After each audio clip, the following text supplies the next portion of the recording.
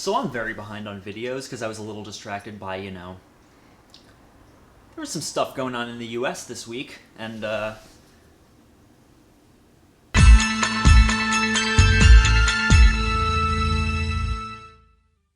This entire house is just for us.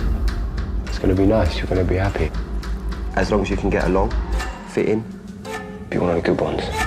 His House is the newest Netflix exclusive directed by Remy Weeks. It stars Sope Dirisu and Wunmi Mosaku. I hope I'm pronouncing those right. If not, I'm sorry. As Bol and Rial, a pair of Sudanese immigrants who are fleeing their war-torn country to start a new life for themselves in England. But things aren't quite what they seem in their new community, and they soon discover that the house they moved into has some sinister stuff lurking under the surface. I knew nothing about this movie going into it. I honestly would not have even known it existed if it wasn't for Bloody Disgusting mentioning it in an article about upcoming horror movies. I'm generally pretty picky when it comes to Netflix originals because most of them are not that great, but apparently in 2020 that's changed because between this and The Platform, which I have not seen yet and I want to review later this year, apparently Netflix has been doing a really good job at making like socially conscious, class-conscious horror movies, and I'm all for that. And honestly, if The Platform is even half as good as His House was, I'm in for a treat because this was possibly one of the best horror movies I've seen this year. His House is a more impressive film solely from the fact that this is Remy Weeks'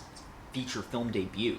And I would have never known that a movie with this level of skill behind it came from a first-time director if I had not looked it up. From its art house-inspired, horrifying visuals, to its beautiful score, to the two terrific performances from its leads, His House kind of ends up feeling like it was made by an auteur. Because every single element of this movie works. And all of those elements tied beautifully into the film's explorations of grief and survivor's guilt and desperation through the eyes of two immigrants. Sope Dirisu and Wunmi Mosaku are absolutely excellent here. Bol and Rial are both characters who are extremely easy to get attached to. It's clear from the first time we see them that they've both suffered unimaginably in ways that we can't even understand and don't know yet, but it's clear that their experiences have been different. All Bol wants to do is assimilate into a new society. He wants to be reborn in a new land, washed clean of his past and his trauma and his sins. But Rial is clearly weighted down by her past, and it's clear that assimilation just is not in the cards for her. And as her new environment gets more and more alien around her, her desire to escape gets more and more intense. And both of their individual struggles and the trauma from their past do come to the surface, but in very different, wildly interesting ways. Bol's hauntings are a lot more art house in their depiction, providing a ton of mind-altering, unnerving images that just stick in your brain, if not for their uncanniness, then for their visual beauty.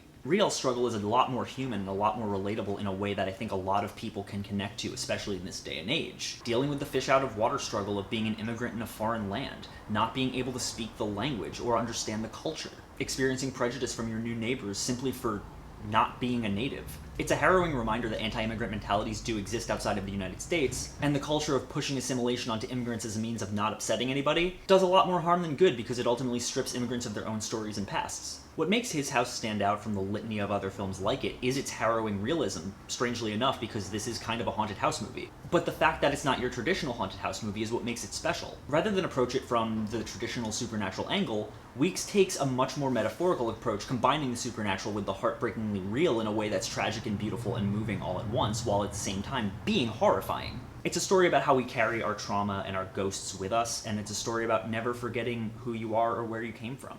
It's not unlike a Jordan Peele film in terms of its level of social commentary. The third act of this movie is so damn good that it left me sitting in silence after the credits rolled for about an hour while I just sat and thought about the ending and the ethical dilemma it creates. And any movie that can do that to me is something special. I'm gonna say that His House is a genre masterpiece. It's got phenomenally uncanny visuals, a beautiful score, a terrific performance from its two leads, and it's one of the best Netflix original horror movies I can remember seeing in a long time. I can't recommend checking it out enough. It is currently streaming on Netflix, and if you want to check it out, please do, and let me know down below what you think.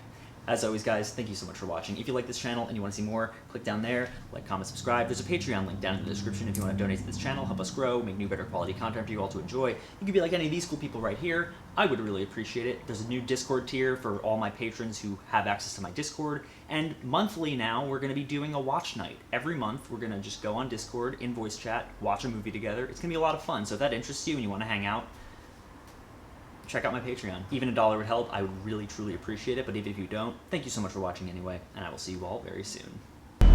You don't wonder what it tells me. It says I should be afraid of you.